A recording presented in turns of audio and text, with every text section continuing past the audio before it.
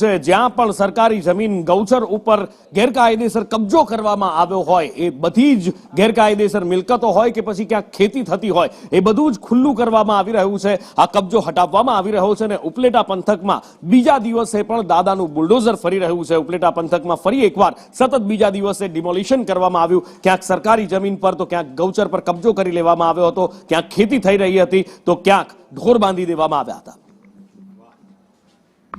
Demolition ડ્રાઈવનો આજે બીજો દિવસ છે. જેમ આપે જોયું એમ ગઈકાલે આ ડ્રાઈવની શરૂઆત કરી હતી. સર્વે નંબર 18 જે છે આડફોડીનો, એ ઉપલેટા નગરપાલિકાને જગ્યા આપેલી હતી. ગઈકાલે 55 એકર જેવી જગ્યા ખુલ્લી કરી. આજે પણ વહેલી સવારથી આ ડ્રાઈવ ચાલુ છે.